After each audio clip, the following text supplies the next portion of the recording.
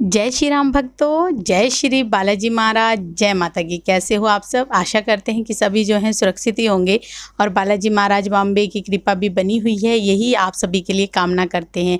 तो आज जो है हम जानेंगे जैसे कि बालाजी की जोत के बारे में संपूर्ण ज्ञान दीजिए कि बालाजी की जोत जलानी क्यों अनिवार्य होती है और जो है जोत लगाने का क्या क्या किन किन बातों का ध्यान रखना चाहिए और जोत की संपूर्ण जानकारी आपको इस वीडियो में ही मिलेगी। तो अंत तक बने रहिए, तभी आपको सारी जानकारी मिलेगी। अगर वीडियो अच्छी लगती है तो लाइक करें, शेयर करें, कमेंट करें और अगर आप हमारे चैनल पे पहली बार देख रहे हैं तो चैनल को भी जरूर सब्सक्राइब करें, साथ में बेल आइकन है उसको प्रेस करें ताकि आने वाली हर एक वीडियो की नोटिफिकेशन सबसे पहले ही आपके फ़ोन में पहुँच जाए। चलिए शुरू करते हैं आज की वीडियो। जय श्री राम जी। जय श्री राम, जय श्री बालाजी महाराज। मेहंदीपुर की पवित्र कृपा आपके परिवार पर निरंतर बरसती रहे और जगत जननी माँ भवानी अम्ब की कृपा आपके घर में अन्नपूर्णा रूप में वास करे। जैसा कि जब भगत हमारे साथ मेहंदीपुर बालाजी गए हैं तो और जो नहीं भी गए और जो मेहंदीपुर बालाजी जाते हैं तो इस वीडियो से उनको भी लाभ प्राप्त होगा, क्योंकि वीडियो बनाने का हमारा एक ही उद्देश्य है कि आपको अधिक से अधिक ज्ञान मिल सके और बाबा के बारे में जो कई बार हम किसी कार्य में त्रुटि कर देते हैं, गलतियां कर देते हैं, उस प्रकार की त्रुटियां हम ना कर पाएँ। तो जोत पे वैसे तो मैंने 3-4 वीडियो बना रखी हैं। मेहंदीपुर से आते हैं तो सूतक और पातक का भी मैंने उस पर भी वीडियो बना रखी है। लेकिन मेरा ये भी एक फ़र्ज़ है कि जो लोग हमारे साथ गए हैं, अभी कई बार उन वीडियो ढूंढते हैं, उन्हें नहीं मिलती, तो मैं आज आपको बालाजी की जोत का संपूर्ण ज्ञान दे रहा हूँ कि किस प्रकार से संपूर्ण तो क्या है, क्योंकि परमात्मा की कोई किसी की एक भी चीज़ के बारे में कोई भी व्यक्ति संपूर्ण सर्वश्रेष्ठ नहीं हो सकता, क्योंकि वो उसी की बनाया हुई कृपा है और उसी के बनाया हुआ ही जितना हमारे पास ज्ञान है उतना हम आपको दे रहे हैं। तो बोलिए जय सीताराम, जय श्री बालाजी महाराज। क्या होता है कि जब मेहंदीपुर से हम जोत लगाते हैं और उसके आने के बाद हमारे घर के अंदर जोत की प्रक्रिया होती है 11 दिन की, 21 दिन की, 41 दिन की। जोत जलाने से एक सकारात्मक ऊर्जा का प्रकाश हमारे घर में स्थापित हो जाता है। मेहंदीपुर की पवित्र कृपा हमारे घर में उस जोत के ऊपर वास करती है। जैसे कि भजनों के माध्यम से भी आपने सुना है, बालाजी जोत पे आइए, बालाजी जोत पे आइए, तेरा लाल लंगोटा हो। अब क्या होता है, क्योंकि बालाजी तो हमेशा ही जोत पर वास करते हैं। सकारात्मक ऊर्जा जो होती है बाबा की कृपा की, वो जोत पर आती है।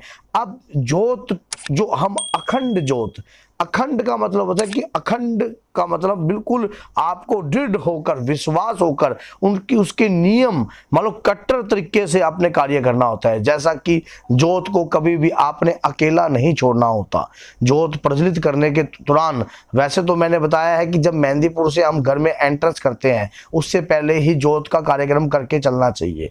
घर में जोत का पूर्ण रूप से स्थापित करना चाहिए। आपको आते ही अपने बैग रखकर तुरंत स्नान कर लेना चाहिए। जो रोगी है, जो परेशान है, और तुरंत स्नान करने उपरांत बाबा के दरबार में आकर बाबा का आह्वान करना चाहिए और उसी समय पूर्ण परिवार खड़ा होकर स्थापित और जोत को प्रज्वलित कर दे।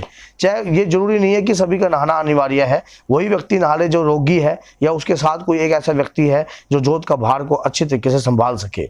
अब जोत के दौरान जब जोत प्रज्वलित होती है तो उस समय श्री बालाजी महाराज का आह्वान करना चाहिए। आपको बाबा का ये कहना चाहिए कि हे बाबा, आपकी कृपा इस जोत पर वास करे। हमारे घर में किसी भी प्रकार की रोग, दोष, बीमारी, करा कराई, उचाटन, मारासन, तंत्र, अघोर, चंडी, महाकाली विद्याएं जितनी भी संसार में अभद्र कार्यों से युक्त होती हैं या अभद्र कार्य करती हैं, बाबा हमारे घर में प्रवेश न करे। आपकी अपरंपार कृपा और जगत जननी माँ भवानी अम्ब की कृपा हमारे घर में हमेशा वास करे। इस जोत के माध्यम से आपकी पवित्र जोत को हम 11 दिन, 21 दिन, 41 दिन की ये संकल्प लेते हैं। पूर्ण रूप से, पूर्ण विश्वास से और पूर्ण निष्ठा से जोत का आदर और भाव करेंगे। जोत पे याद रखना, जैसे कि छोटे से बालाजी बाल स्वरूप जोत पर आपके ऊपर कृपा बनाए रखते हैं और आप जिस प्रकार से अपने बच्चे को अकेला नहीं छोड़ते, घर से बाहर जाते हो, कभी भी आपने देखा होगा कि आप छोटे बच्चे को माँ अकेला नहीं छोड़ती या पिता भी नहीं छोड़ेगा अगर माँ नहीं है घर में, तो आप ये लगा लो कि जोत पर बालाजी का वास होगा। तरह तरह के फूल की आकृतियां कहाँ बनेगी और फूल अलग अलग प्रकार के बनेंगे, कोई दिल के शेप का फूल बनेगा। ये आपके ऊपर अपरंपार कृपा है प्रभु की। ये संकेत है कि आपके ऊपर कृपा बन रही है प्रभु की। कईयों की जोत ऐसी होती है कि वो तो जलती ही नहीं, 3 दिन जलती है, चौथे दिन फिर बंद हो जाती है, क्योंकि जोत जो है ना अंतर मन से जगाई जाती है। आपके भाव जितने, ये लगा लो जितने अटूट और गहराई के भाव होंगे, उतनी ही जोत आपकी प्रसन्न होगी और आपके ऊपर उतनी ही फूलों की कृपा भी बनेगी।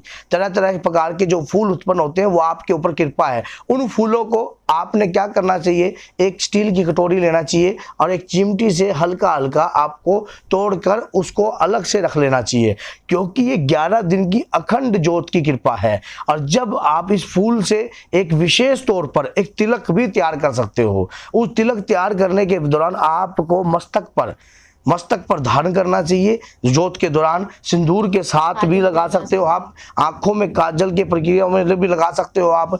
उसके दौरान अपने सिर पर भी, अपने काग पर भी आप इसको लगा सकते हो, जो आपका काग होता है यहाँ भी, ताकि किसी भी प्रकार की अभद्र शक्तियां आपके शरीर पर वास न करे। जो रोगी है वो भी इस प्रकार से लगा सकता है। और जब आप ये अपने बच्चों को नजर के तौर पर भी लगा सकते हो। ये बाबा की अटूट कृपा होती है इन फूलों से। आप इन फूलों की ये पत्तियां गिरकर उसी के अंदर झड़ जाएंगी। अब इसमें ये नहीं है, जब जोत जलती है मध्यम हो जाती है और जोत को आपने उठाने के लिए तुरंत अलग से एक आपने जोत बनानी पड़ती है। उस जोत से आपने, जैसे कि जोत एक तिल्ली से जोत को प्रज्वलित कर दिया और तब जाकर जोत को चिमटी से उठाओ आप, तो इससे आपकी जोत खंडित नहीं मानी जाएगी।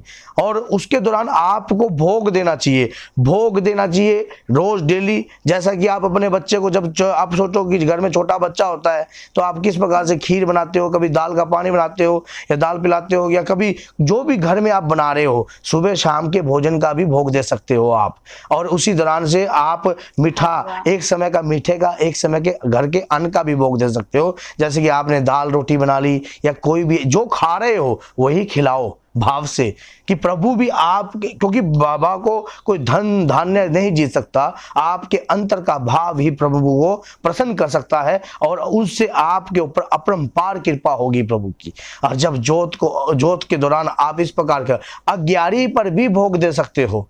अगर आपने अग्यारी जलाई, एक उपला ले लिया गाय का, उस दौरान आपने अग्यारी जलाकर आपने उसके ऊपर जैसे कि कपूर रखकर उसको प्रज्वलित कर दिया, उस पर भी आप भोग दे सकते हो। अगर मतलब प्लेट में भी रख सकते हैं क्या? हाँ, प्लेट में एक्स्ट्रा भी रख सकते हो, अलग से ही अग्यारी का भी भोग लगा सकते हो, किसी भी चीज का भोग लगा सकते हो आप, जो भी गुड़ चने का भी भोग लगा सकते हो। इस दौरान, जोत के दौरान सूतक और पातक का थोड़ा सा त्याग कीजिए, क्योंकि उसके दौरान आप चाहे उसके घर में 4 बार चले जाना, जब आपके ये जो 41 नियम पूरे हो जाएंगे। क्योंकि ऐसा होता है, इससे नकारात्मक ऊर्जाओं का जो वास होता है वो बढ़ता है, और कुछ नहीं है, ऐसा कुछ नहीं है। क्योंकि ये तो संसारिक, अब कई व्यक्ति ऐसे सोचेंगे, लो ये कोई बात तो ना हमारे घर में कोई परिवार में हो जाए या कोई ऐसे रिश्तेदार में हो जाए, तो भैया तब तो एक मजबूरी है आपकी। लेकिन कार्य, क्योंकि वो कार्य भी बहुत जरूरी है, हमें ये नहीं कहता कि वो कार्य जरूरी नहीं है, क्योंकि उस कार्य से ही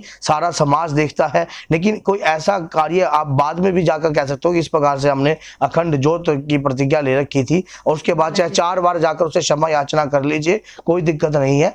और उसके दौरान क्या होता है, जब आपने इस प्रकार की प्रक्रिया करी और बाहर की सफेद चीज निषेध होती है, कोई भी गलत प्रकार की, घर में कोई बाहर का आ सकता है जोत के दौरान या नहीं आ सकता? जैसे उस रूम में नहीं लाना चाहिए जहां पर जोत का कार्य हो रहा होता है, जहां पर सिस्टम होता है, वो एक सकारात्मक ऊर्जा का वास वहां पर होता है। दारू पी के या कोई ऐसा व्यक्ति बाहर का घर में आपके प्रवेश ना करे, या कोई मीट, अंडा, दारू, शराब, इन चीजों का घर के अंदर आगमन बिल्कुल बंधन कर देना चाहिए। मान लो पूर्ण रूप से आपने घर को एकदम पवित्र बनाने देना है, सकारात्मक ऊर्जा का प्रवेश ही रहे घर के अंदर। आप सोचो जब आप जोत का कार्य पूर्ण कर जाते हो अपनी अखंड जोत का, उसके बाद आपको कितना आनंद महसूस होगा, क्योंकि जो संकट को हम मेहंदीपुर बालाजी छोड़ कर आए हैं या बिठा कर आए हैं, कैद करा के आए हैं, और परमात्मा की कृपा से आपके घर के अंदर जब आपके खुद के पितर बलवान होने लग जाएंगे, अपने आप ही आपके घर के अंदर जो बंधन है वो उत्कीर्ण हो जाएगा, तो अपने आप ही सकारात्मक ऊर्जा जो है घर के अंदर प्रवेश कर जाएगी और कोई भी नकारात्मक ऊर्जा आपके ऊपर, आपके परिवार के ऊपर वास नहीं हो पाएगी और आपके ऊपर हैवी नहीं हो पाएगी।